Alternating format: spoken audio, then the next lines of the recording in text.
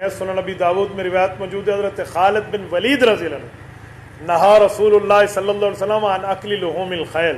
آپ علیہ السلام نے تو گھوڑے کے گوشت کھانے سے منع فرمایا۔ ہماری جو درسی کتاب ہے مشکات المصابیح مکتبہ رحمانیہ کی میرے ہاتھ میں ہے، اس کی دوسری جلد ہے۔ دوسری جلد کے اندر یہ کتاب الصید والذبح، شکار اور ذبح کی جو مسائل ہیں، اس کتاب کے اندر ایک باب ہے، باب ما یحل اکلہ وما یحرم، کون سے جانور کھانا حلال ہے اور کون سے حرام ہے۔ اس کے اندر جو ہے یہ چوتھی روایت ہے 39-26 نمبر، حضرت جابر سے، نہا یوم خیبر عن لحوم الحمر الاہلیہ، آپ نے خیبر کے دن گھریلو گدوں کے گوشت سے منع فرمایا، وآذن فی لحوم الخیل، اور آپ نے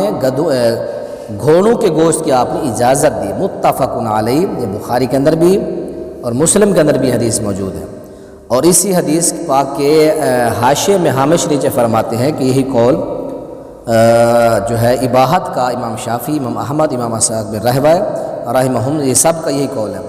اور کچھ لوگ جماعت الی تحریمہ ہی ہوا قول اصحاب ابی حنیفہ رحمہم، اصحاب ابو حنیفہ رحمہم کا قول جو ہے وہ کراہت یا تحریم کی طرف ہے۔ امام صاحب جو ہے اس کو جائز نہیں قرار دیتے تھے، اس کا کھانا جو ہے وہ جنگی آلہ سمجھتے تھے کہ جنگ میں استعمال ہوتا ہے، لوگ اس کو کھانا، اس طرح کی وہ تعویلیں پیش کرتے ہیں۔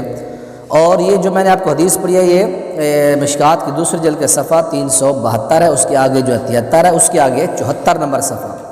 اب اس میں حضرت خالد بن ولید سے مروی روایت ہے، ان رسول اللہ نہا عن اکل لحوم الخیل والبغال والحمیر، ابو داؤد اور نسائی کی روایت ہے۔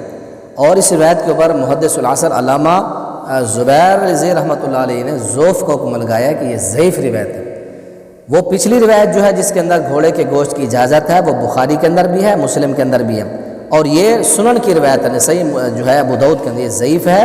تو وہ روایت صحیح ہے، گھوڑا کھانا جائز ہے، حلال، اس کی روایت بخاری کے اندر بھی ہے، مسلم کے اندر بھی، اس کے کھانے میں